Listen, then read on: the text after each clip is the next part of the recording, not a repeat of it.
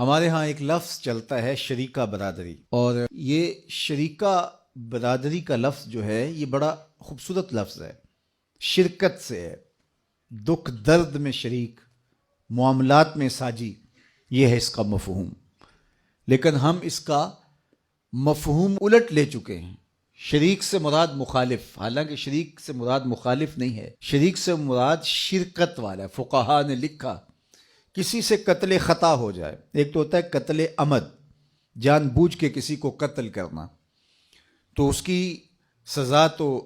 قصاص ہے، یا وارث راضی ہو جائے تو دیت ہے۔ لیکن کسی نے جان بوجھ کے کسی کو قتل نہیں کیا،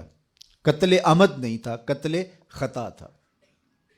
دور سے اس نے شکار کے لیے تیر چلایا تو وہ جا کے کسی جنگل میں کام کرتے ہوئے شخص کو لگ گیا، تو یہ قتل عمد نہیں تھا، قتل خطا تھا، تو اس کا قصاص نہیں ہے شرعاً، اس کی دیت ہے۔ تو جب قتل خطا کی دیت دی جائے گی تو اگر جس شخص سے قتل خطا ہو گیا اور وہ دیت دینے کی صلاحیت نہ رکھتا ہو، 200 اونٹ اس کی دیت بنتی ہے، تو اتنے وہ کہاں سے دے گا، اتنی اس کی طاقت نہیں ہے،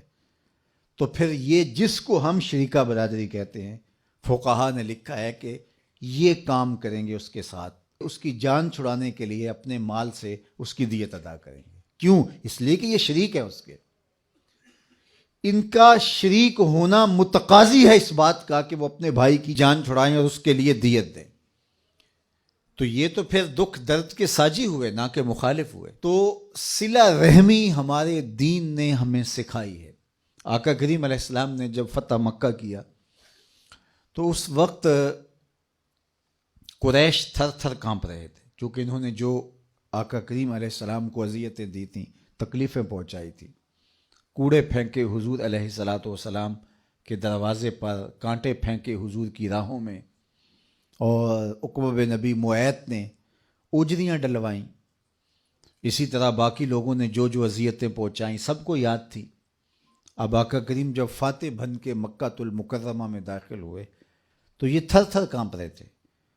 انہیں لگتا تھا کہ ہماری گردنیں کاٹ دی جائیں گی، اور اگر ہمیں بہت ہی چھوٹ ملی تو جان کی امان بھی پا چکے تو اتنا ضرور ہوگا کہ ہمیں شہر بدر کر دیا جائے گا، اور وہ اس کے لیے ذہنی طور پہ تیار تھے۔ تو یہ جمع ہو کے حضور علیہ السلام کے پاس جب آئے تو آقا کریم نے فرمایا بتاؤ میں تمہارے ساتھ کیا سلوک کروں، تو انہوں نے رحم کی بھیک مانگتے ہوئے کہا کہ کریم باپ کے کریم بیٹے ہیں آپ، ہم آپ سے خیر کی توقع رکھتے، اور ان کے دل میں یہ تھا کہ ہمیں شہر بدر کر دیا جائے گا، چلو ہماری گردنیں کٹنے سے بچ جائے۔ تو آقا کریم علیہ السلام نے جو جواب دیا تو ان کی آنکھیں حیرت سے پھٹی کی پھٹی رہ گئی کہ آقا کریم نے فرمایا کہ آج میں تمہارے ساتھ وہی سلوک کروں گا جو میرے بھائی یوسف نے اپنے بھائیوں کے ساتھ کیا تھا، اور فرمایا اذهبوا انتم الطلقاء لا تثریب علیکم اليوم، جاؤ تم سب آزاد ہو، آج تم سے کسی قسم کا کوئی مواخذہ نہیں ہوگا۔ تو یہ حیرت زدہ ہو گئے کہ ہم نے تو کوئی دقیقہ فروگزاشت نہیں کیا تکلیف پہنچانے میں، ہم نے تو کوئی اذیت نہیں چھوڑی جو ان تک نہ پہنچائی ہو،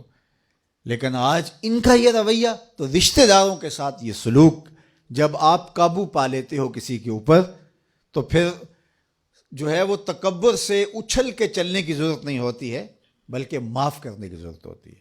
اور اللہ کے محبوب علیہ السلام نے 3 چیزیں قسم کر کے کی ہیں۔ حضرت ابو کبشہ الانماری رضی اللہ تعالیٰ عنہ سے یہ روایت مروی ہے، آقا کریم نے فرمایا کہ 3 چیزیں میں قسم کر کے کہتا ہوں، ان میں سے ایک،